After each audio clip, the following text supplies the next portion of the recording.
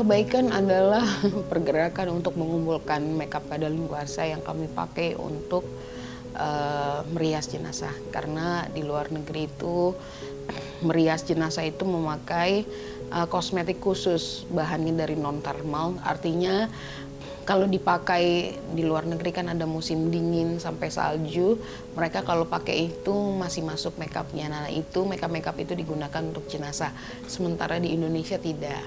Nah dulu awal-awal aku membuka open donasi itu karena aku tidak punya biaya untuk membeli makeup, which is makeup adalah hal yang barang yang sangat-sangat mahal sekali, dan aku tahu banget orang Indonesia itu konsumtif, beli makeup bukan atas dasar kebutuhan, tapi kadang-kadang karena pengen koleksi atau tahu dari orang lain, dapat racun dari orang lain. Dan aku juga sangat miris banget bahwa limbah sampah kosmetik itu bisa benar-benar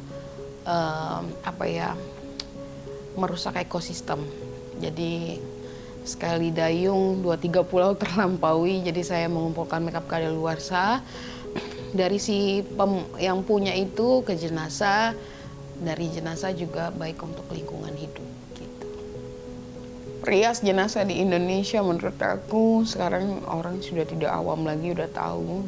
Tapi di Indonesia itu mungkin karena kita mayoritas orang Muslim, Islam, jadi di agama Islam tidak ada, jadi mungkin tidak di-up. Aku kebetulan mengerjakan 4 agama dan 1 kepercayaan, Kristen, Katolik, Hindu, Buddha, dan Konghucu. Nah, dari 4 agama 1 kepercayaan pun berbeda-beda dengan budayanya. Jadi kalau saya ngerias orang Manado beda dengan orang Batak beda dengan orang Jawa. Orang Batak pun ada kelas-kelasnya. Ada yang belum sahur matua, artinya meninggalnya masih muda, anak-anaknya masih kecil, tangannya dilipat gitu ya. Tapi kalau sudah tua, anak-anaknya semua sudah sukses, tangannya di samping. Jadi banyak sekali hal-hal yang harus kita pelajari di Indonesia, dan Indonesia tuh luar biasa ya budayanya. Dan aku sih sebenarnya agak gimana ya sama profesi ini tuh, belum dilihat sama pemerintah.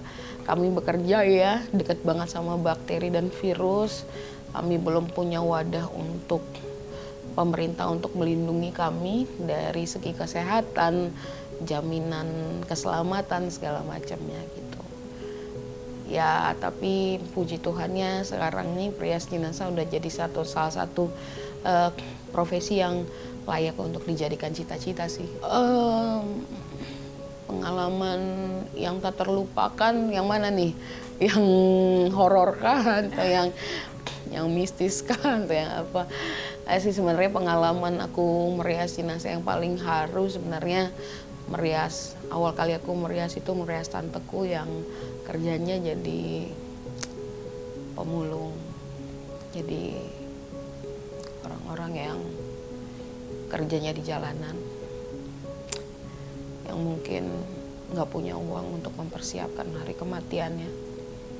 Nah buat aku, if I remember that time, itu aku selalu nangis. Bagaimana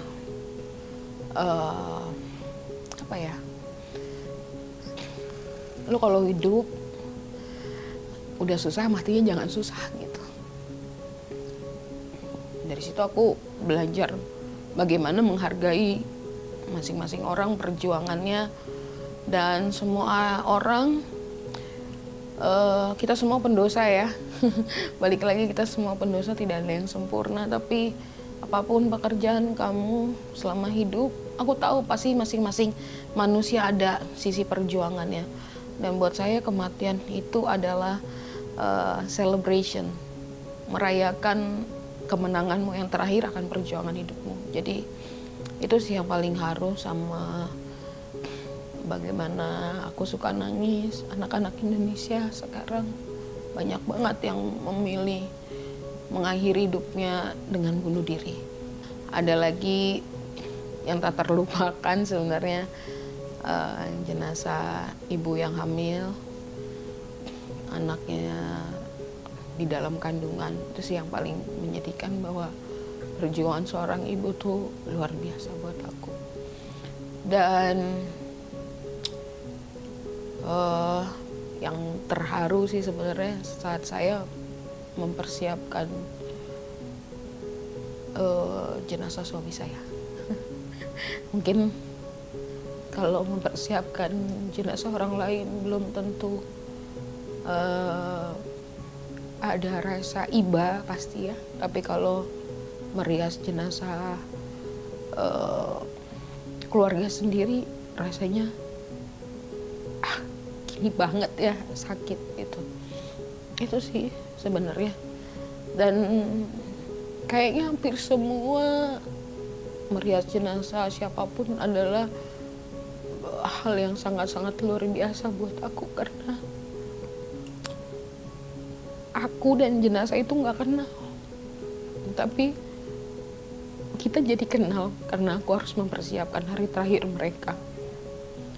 Dan hubungan antara aku dan si jenazah itu sangat-sangat intimate gitu loh, sangat-sangat intimate. Jadi membuat apa ya, membuat aku hampir tiap hari kalau ngerias jenazah merasa, wah,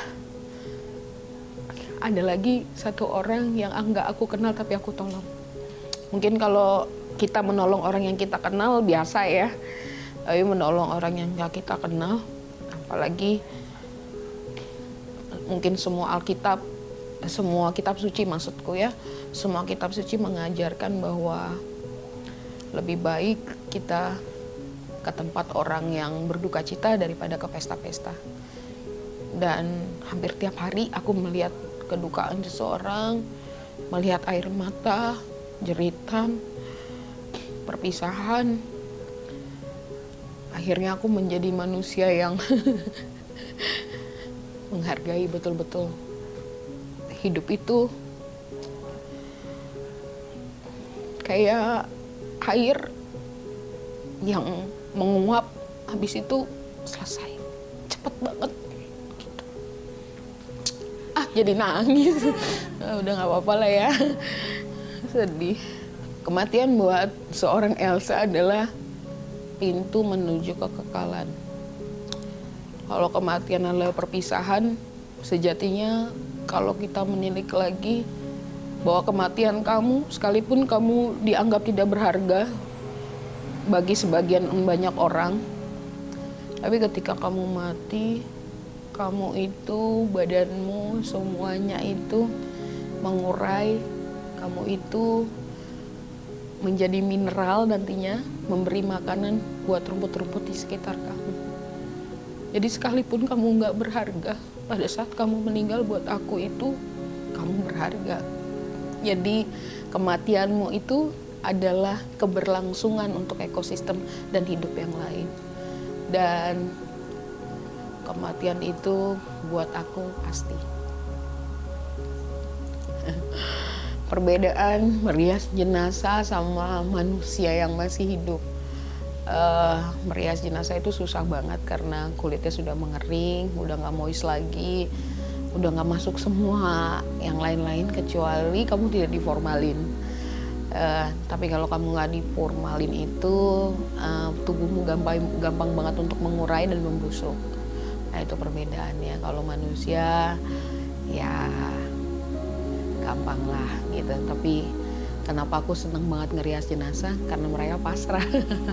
Mereka nggak komplain, nggak minta ini itu. Jadi kita paling aku lihat fotonya semasa masih hidup, dan lihat juga mereka itu yang meninggal itu orang apa. Jadi disesuaikan dengan agama dan budayanya.